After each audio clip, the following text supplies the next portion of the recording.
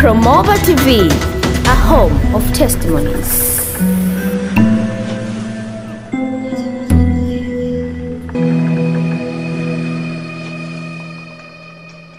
Na tatizo hili la manabii, wachungaji wa uongo, watumishi wa Mungu wa uongo ni kubwa kiasi gani hapa nchini Kenya kwa mujibu wako? Hapa nchini Kenya ni kubwa sana. In fact nchi ya Kenya ndio kama inafuata Nigeria na Ghana kwa ushetani. Ghana ndio inatawala katika ushetani, alafu Nigeria, alafu ukikuja East Africa ni Kenya.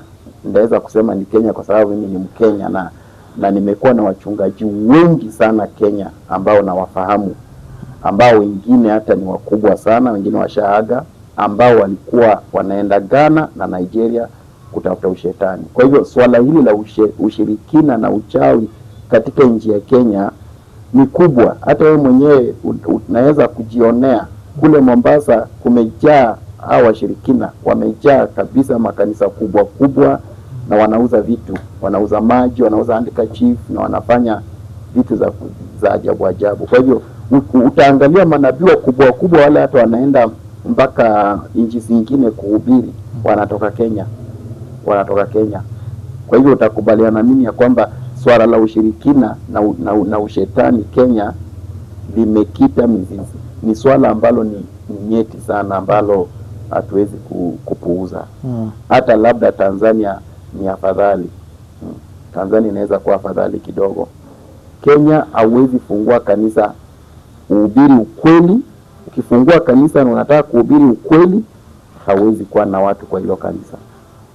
Lazima ufanye mambo ya miujiza, mambo ya ushetani, alafu ndio watu wakuja wajae kwa kanisa. Kwa hiyo makanisa mingi ambazo tunaona Kenya ambazo watu wamejaa, na utafanya uchunguzi utaona wachungaji wengi sana wakubwa wale wako na makanisa kubwa hapa Kenya. Wengi wao wake wao wa kwanza walikufa. Wake wao wa kwanza walifariki. Wako na mke wa pili. Naweza kukuhesabia zaidi ya wachungaji 20 ambao na wajua, ambao wengi wake wao waliwaacha.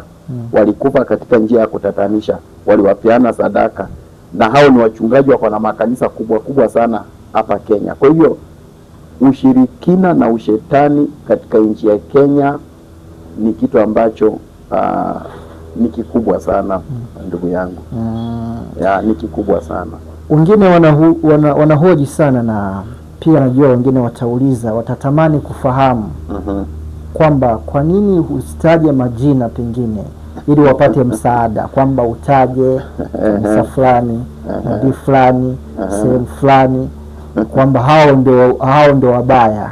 Wewe kwa upande wako kikwazo gani kinasababisha usiweze kutaja majina?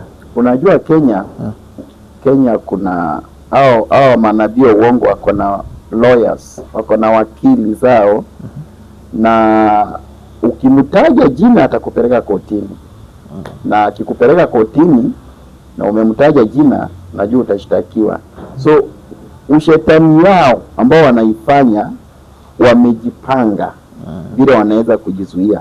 Kuna mmoja ambaye alitolea mwenzangu bunduki, nakumbuka vizuri sana, Kiambu. Alimtolea bunduki na akamwambia nitakumaliza, na tukashangaa askofu ako na bunduki, tulishangaa sana. Kwa hivyo ni watu ambao wamejipanga. Kenya sio kama nchi nyingine, ni watu ambao wamejipanga katika ushetani. Kwa hivyo mimi najua wale ambao wananitazama wakiwa hapa Kenya wanajua ninasema juu ya akina nani, sababu wengi wao tumekuwa na wao katika hii makanisa. Kwa hivyo wananifahamu, wanajua sura yangu, na wanajua ninaongea juu ya makanisa gani. Alafu hata nimetaja ishara fulani, wanaweza tu tambua ninaongea juu ya watumishi wa gani. Sababu watumishi vile, kwanza nimesema wengi wa watumishi wake zao wa kwanza walikufa, na wako na wake wa pili saa hizi. Wengi wao nilikuwa na wao.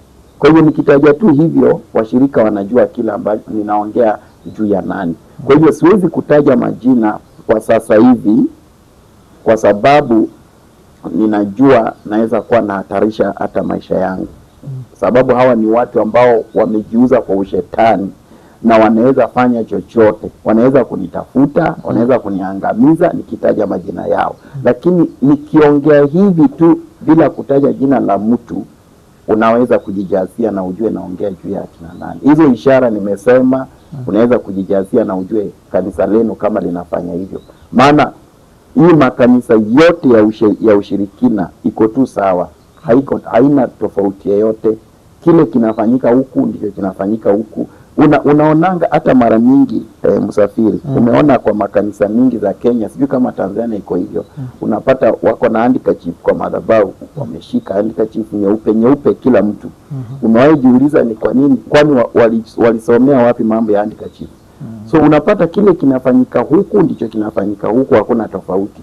Kwa hiyo ushirikina ya Kenya, maana wote wanaenda Ghana ama Nigeria kutafuta hizo, na unapata wa Nigeria wengi hata wanakuja Kenya, wanapenda Kenya sana kuja kuhubiri. Na wakikuja Kenya unapata watu wanakuja kwa wingi sana, sababu mara mingi uchawi na ushirikina ambayo inafanyika hapa Kenya inatolewa Nigeria. Naam. Sawa.